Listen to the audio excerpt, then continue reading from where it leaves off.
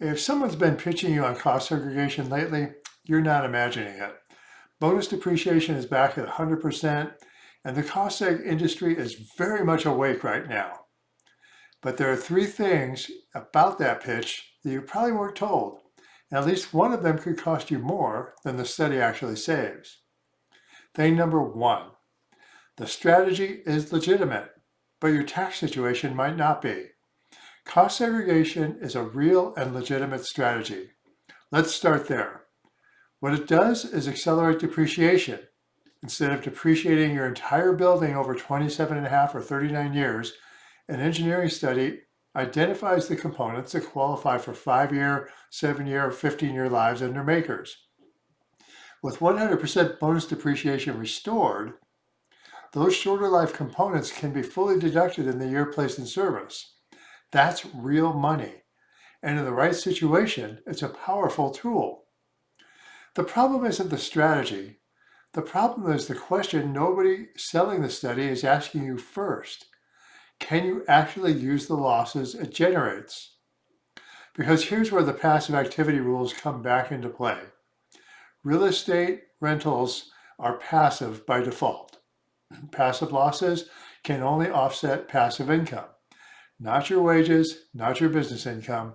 If your modified adjusted gross income, your MAGI, is above $150,000, the limited exception that allows you to write up to $25,000 of rental losses against ordinary income is already gone.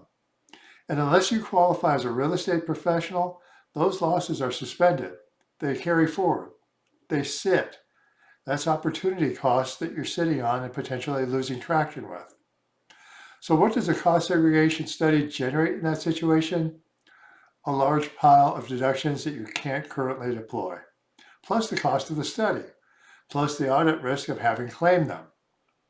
The pitch sounds like a no-brainer. The analysis has to come first. Cost segregation is a legitimate strategy when your tax situation can actually use what it generates.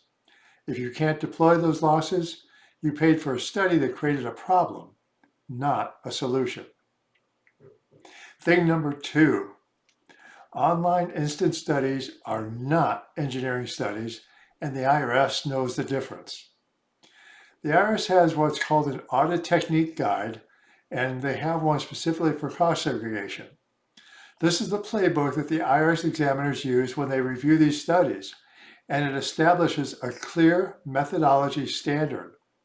A defensible cost segregation study requires an engineering analysis of the actual property, a site visit, component level documentation, and the professional judgment of someone who understands construction and building systems.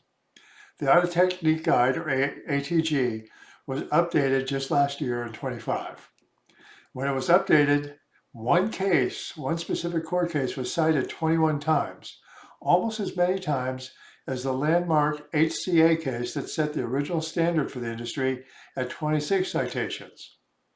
That HCA case, the Hospital Corporation of America, set the standard that the entire cost seg industry has operated under for decades.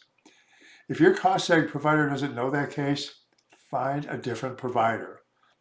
The case cited 21 times in the 2025 update is AmeriSouth versus Commissioner. And that was Tax Court Memo 2012-67. Now here's what actually happened in that case. AmeriSouth purchased a 366-unit apartment complex for $10.25 million. They hired a firm to do a cost segregation study. The study reclassified over 1,000 building components to shorter depreciable lives. The IRS audited it and denied over $1 million in deductions. The case went to tax court.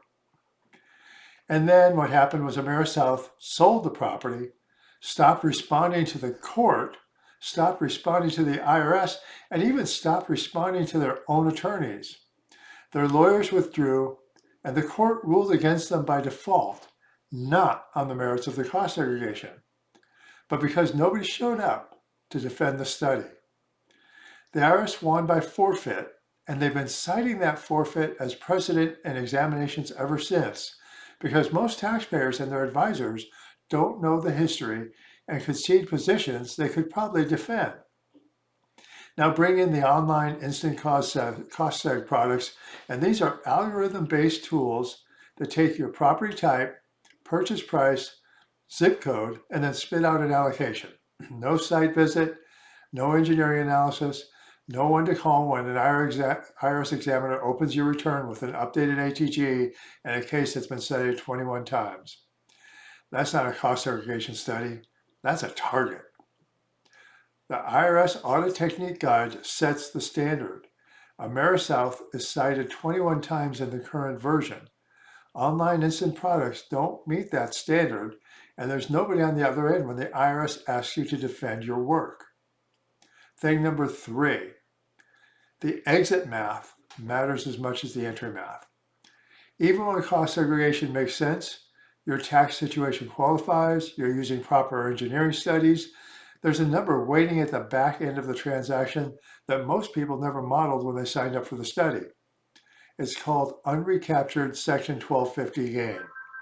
When you sell a property where depreciation has been taken, that depreciation gets recaptured. On the residential and commercial real estate components, the stuff that was already depreciating over 27.5 or 39 years, recapture runs at 25%. On the personal property components that cost segregation reclassified to shorter lives, recapture can run as ordinary income. This doesn't make cost segregation a bad strategy. It makes the analysis more complete. The accelerated deduction today has to be weighed against the the recapture tax tomorrow. Your expected hold period, your tax bracket at exit versus today, whether a 1031 exchange is in the plan. A 1031 exchange defers the recapture. It doesn't eliminate it. That tax is still in the stack at the next property. The study itself is part of the model. A 5,000 to 15,000 engineering study has to generate enough time value benefit from the accelerated deductions to justify the expense, the audit exposure, and the recapture liability at sale. Anyone telling you cost seg is a no-brainer hasn't run that analysis for your specific situation. So the entry math is only half of the equation. The exit math is where people get surprised, and surprises at closing are expensive. Cost segregation is a legitimate and powerful strategy when the fundamentals are right. Bonus depreciation at 100% makes it more compelling than it's been in years. But the pitch is moving faster than the analysis in a lot of cases right now.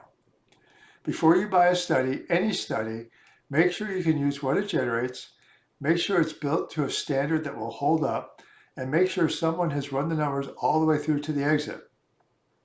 Now, if distinctions like this are helpful, 3 Things Thursday drops every week. Hit subscribe or follow so you don't miss the next one. And if any of this applies to a property you own or a study you've been pitched, that's a conversation worth having before you move.